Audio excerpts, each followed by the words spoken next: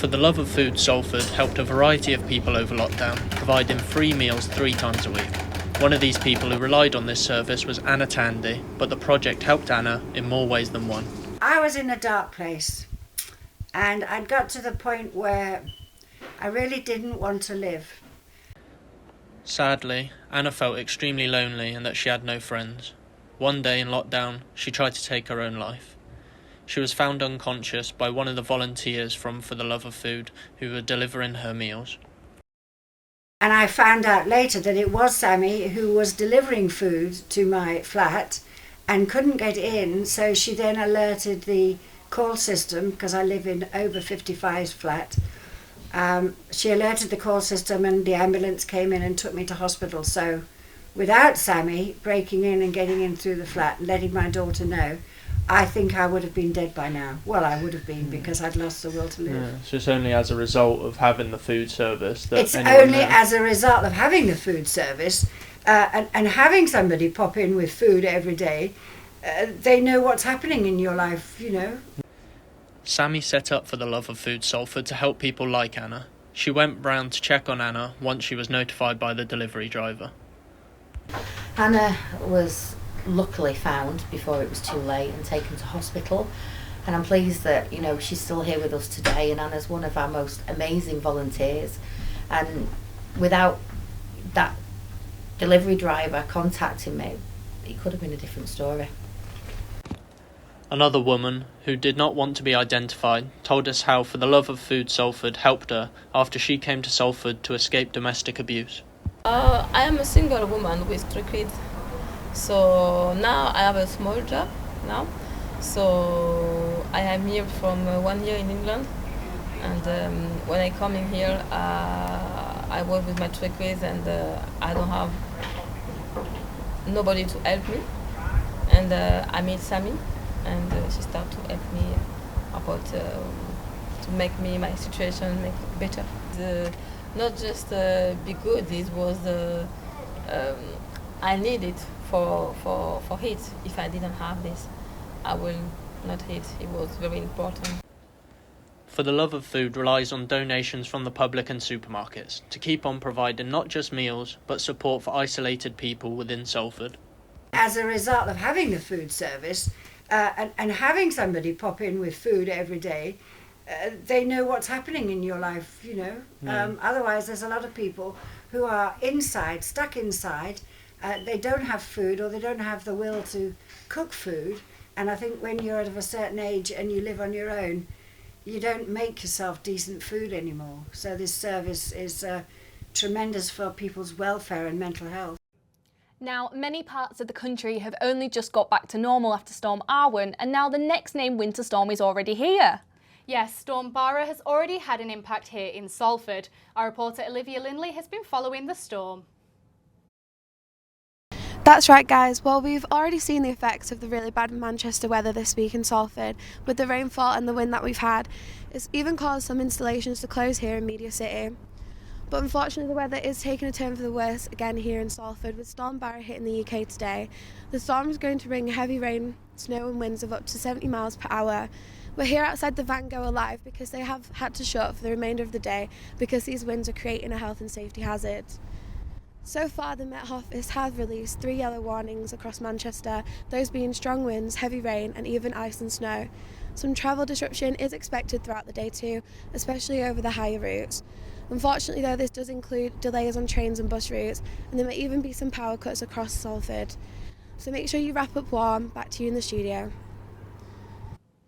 Rising living costs are putting an ever-increasing strain on the nation. The pressure to pay for bills and to put food on the table has put buying presents at the bottom of the Christmas list. New folks went into a food bank in Salford, helping the Salfordians in the lead up to Christmas. Food service. In the Christmas madness, the rising cost of living is an added concern for many. From heating to kids' toys, the cost of living is continuing to rise. Many people have been made redundant. There's been an ending in the universal credit and an increase in the cost of living, which is affecting things like bills for gas, heating, and all those other things are conspiring to have a major effect on people's lives. One of the people who's worried is Viv, not her real name, who lives in Salford. After losing her job, Viv's sole income is benefits. They said that it's all going to be going up anyway. So I'm dreading to think what it's going to be. I really am. I don't know how I'm going to cope with that at all. But there are places people can turn to for help, just like the food bank on Langworthy Road. It's been a lifesaver for most people, if I'm honest. This year, between April and September, nearly 1 million food parcels were given to those struggling. Everybody has the right to eat. It shouldn't be a choice. You should have that right to eat. And obviously with lockdown and obviously COVID, people struggled more. And I think as time's gone on and people have now lost that top up, they're starting to struggle again. But not everybody finds it easy to ask for help. They kept telling me to use food bags. I go, nope. And I did for a while, but I don't anymore. You know, I don't have much, but my dignity is about all I do have. You know, and that makes it hard. The pandemic has put stress on an already strained system. Salford has seen the unemployment rate rise 93% since COVID first struck. So families who were struggling before the pandemic will be struggling even further now as we see increases in not only the basic cost of living for things like food and fuel, but in all the other things that you might want to be able to purchase just to try and make Christmas a little bit nicer for your children. I do. I really stress at Christmas. But if the resources aren't there, you know, can't have them. The advice from Salford Food Bank is clear. Feel ashamed, don't be scared. Always ask for help because people are there to help. And no one's that we're not here to judge anybody because I've been there myself, I know that feeling. Thank you, Neve. That's really interesting. Now, you better watch out. You better not cry. And you better not pout, and Charlie is going to tell you why. And that's because Santa Claus is quite literally coming to town. Instead of seeing his sleigh in the sky on Christmas Eve, Salford residents have been seeing him in their streets. The Salford Scouts have been raising money by taking Santa on a Salford tour. Our reporter Ellie Double went to find out all about it. At Christmas time, you'd normally expect to see Santa on a sleigh ride through the sky, not Salford. But 100th Salford Scouts and their Santa Super Sleigh campaign are taking Santa on a nightly tour of Earlham's Oath Heights to raise money for the organisation. Last year was our first year. Last year we weren't allowed to knock on doors or collect money face to face. It was lovely to see so many people come out and wave to Santa, and we had so many lovely stories of children not being able to see him, but yet opened their front door and he was there. So it was really, really good fun. This year we were able to knock on doors and tell people he's on his way. And although Santa sees when you're sleeping and knows when you're awake, you could say the same for the people waiting to see him. Friday night, Santa was stalked by about 10 cars. All the kids kind of flooded out and there were people running after me with like fistfuls of coins trying to put it in the donation cup. And it's not just the grown-ups that are Santa's helpers. Last Thursday we had the scouts helping out, so our scouts, we had them going out and collecting money, and that goes towards their badges that it takes, and it just gives them confidence. So at first we got them out and they were all like, oh, I don't know how to knock on the door, and we were like, go knock on the door. So we're like, go knock on the door, and then that gives them life experience of doing that sort of charity work. And we've got more scouts coming out this Thursday coming up soon. Now, his reindeer may not be with him, but plenty of people have turned out to see Father Christmas this year. I've seen Father Christmas. And what did you think about it? It was really good and I was so excited. And I actually enjoyed it because I didn't know he was coming tonight. It's really good, especially for like the children, when like you go into the houses, and it's just good for the children because I mean they can even get a picture with him, can't they? And what did you think about seeing Santa? Magical. Magical? Splendid. I think it was great. So, with a trip back to the North Pole to make, Santa only has a few days left surprising the streets of Salford. It certainly is beginning to look a lot like Christmas. Thanks for that, Ellie. We're joined now by our news correspondent Callum Cheswick, who's going to give us a rundown on what's been happening in our local area. So Callum, what's been making the headlines today? Yes, thanks for that, Charlie. Today, an inquest into the Manchester Arena bombing has heard that bomber Salman Abedi stopped going into the university in the January before the attack took place. While giving evidence about Abedi's time in further education, the University of Salford's legal director, Andrew Hartley, also said that the university had not been made aware that Abedi was a person of interest by police. As a fast-developing Omicron variant continues to threaten our Christmas celebrations this year, the new travel restrictions have started today for people coming into the country. Those arriving into the UK now must show a negative PCR or lateral flow test 48 hours before entering.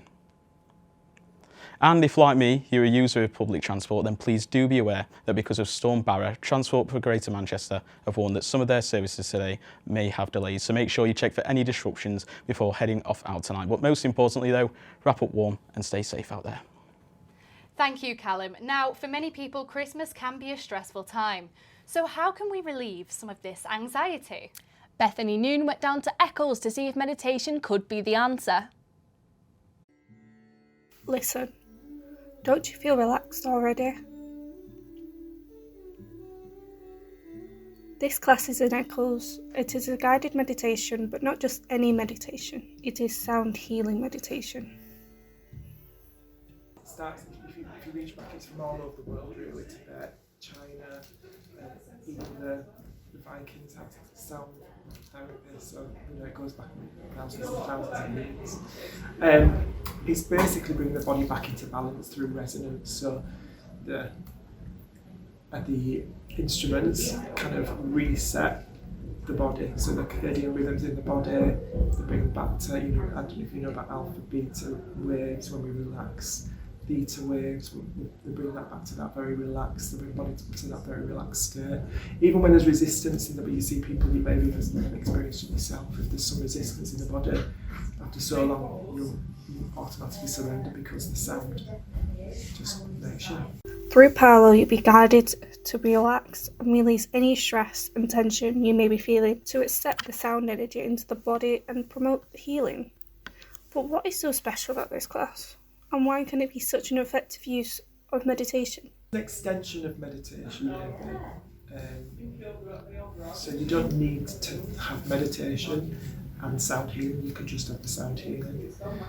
We bring them together because it helps people who are new to sound to relax first before the sound starts, because sometimes it can be a bit jarring if you don't know what's coming. These classes are every Wednesday night at 6 p.m. and anyone can join these classes. So let's take a deep breath in and release out. Bethany Noon, Salford Now. Now, Charlie, have you ever sat on a chatty bench? Well, Harriet, I can't say I have, but for the people of Walkden, this story may be different. Talk About It Mate are quite literally encouraging men to sit down and talk about their mental health. Harrison Bates can tell us more about this exciting new installation. The Chatty Benches in Walkden Town Centre offer people from the community a place to sit and talk about whatever is on their mind. A guest speaker and a regular visitor of the Chatty Benches have discussed their views on the initiative. Yeah, so it's to do with the Walkden Town Centre, the shopping centre, but also alongside Start Inspiring Minds and the dispensary who are behind us. They kind of wanted to launch something in this space to get people connected in the local area, so that there's someone to talk to and make connections. And how do you think this sort of thing helps people in the area to, if they are struggling with loneliness? Yeah, I think you touched on it. Loneliness and isolation is probably the biggest thing at the moment. We've gone through this pandemic together, and there's a lot of people who maybe live alone, can't get out, can't access things online, that can really benefit from just chatting, being in the community, where they feel comfortable in a shared space. Obviously, NHS is overstretched. Literally can't afford and therapy is. I'm on a lot of medication. But talking about things is so important. We try and support each other. We just want it to be a space basically where if you've got a problem, just be there, come and tell us about it. We'll try and help. We'll try and face the right people.